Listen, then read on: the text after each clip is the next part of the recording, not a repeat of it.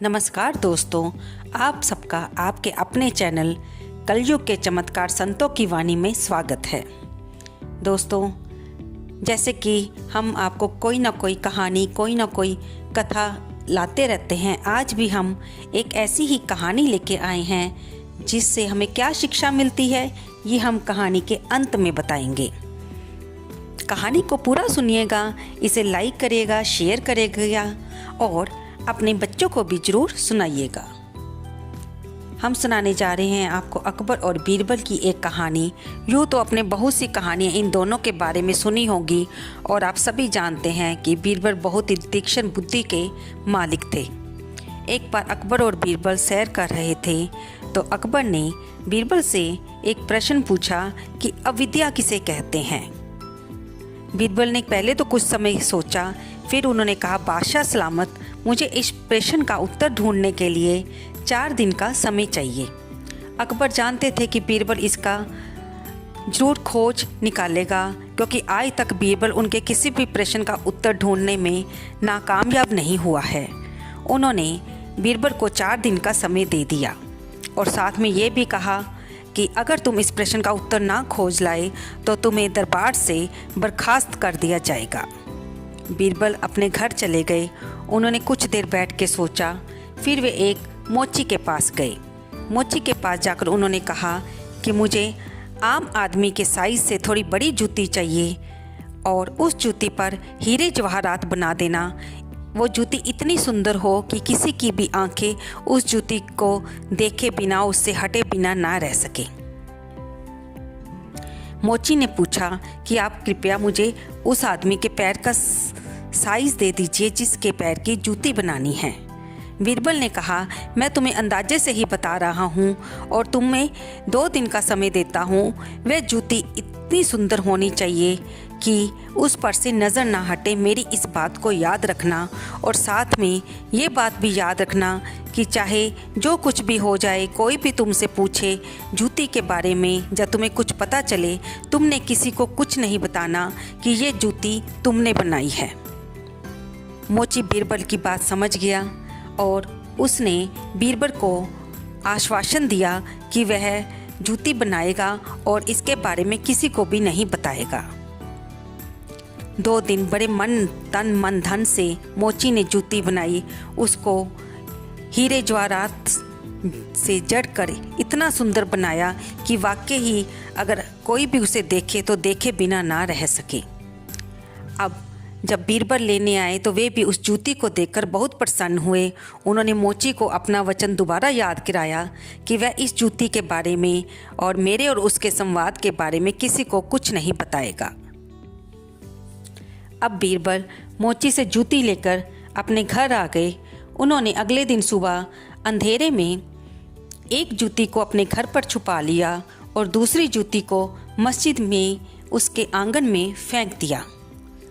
सुबह जब मौलवी वहाँ पर नमाज पढ़ने आए तो उन्होंने जूती को देखा और मन में सोचा कि इतनी सुंदर जूती, और फिर उन्होंने इधर उधर नज़र दौड़ाई और कि कहीं शायद पे इसका दूसरा पाँव भी मिल जाए, लेकिन जूती का दूसरा पाँव जोड़ा कहाँ मिलना था, वह तो बीरबल के पास था। मौलवी ने वह जूती उठाई।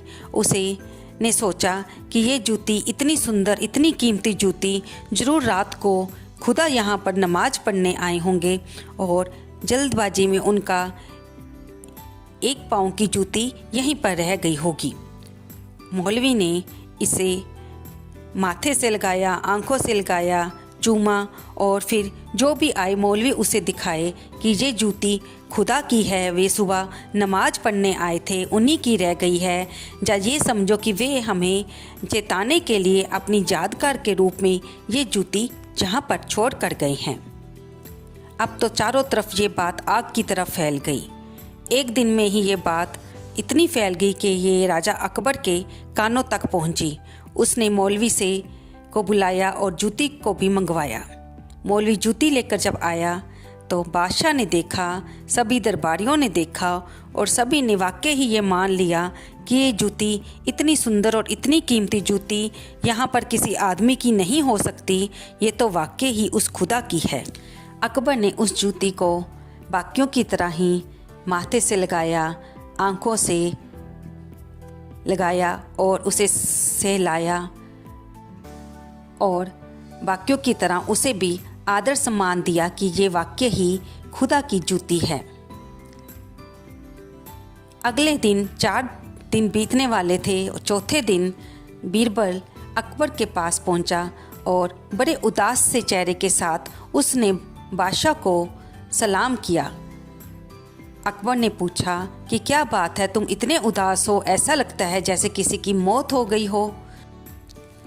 तब बीरबल ने अकबर से कहा कि बादशाह सलामत, बात कुछ ऐसी ही है। मेरे परदादा की 2 जूतियाँ मेरे घर पे पड़ी थी, वे बहुत सुंदर थी और उनसे नज़र हटाई नहीं हटती थी, लेकिन 3 दिन पहले एक चोर उसे चुरा कर ले गया। वह हड़बड़ी में एक जूती घर पर ही छोड़ गया और एक चुरा कर ले गया। तब अकबर ने हैरानी से पूछा कि वो जूती कैसी थी। बीरबल ने अपने पास छुपी हुई दूसरी जूती अकबर को दिखाई कि मेरी परदादा की जूती ऐसी ही थी जो कि एक चोरी हो गई है। अब अकबर समझ गए कि सारा माजरा क्या है।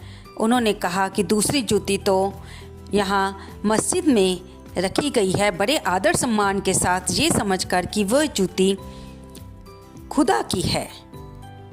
तब अकबर को बीरबल ने हंसते हुए कहा कि महाराज, ये और कुछ नहीं बादशाह सलामत, ये तो आपके 4 दिन पहले प्रश्न का ही उत्तर है कि ये सारा खेल अविद्या का है, क्योंकि ये अविद्या ही है जो हमें ये सोचने पर मजबूर कर जाती है कि जो संभव ही नहीं हो सकता।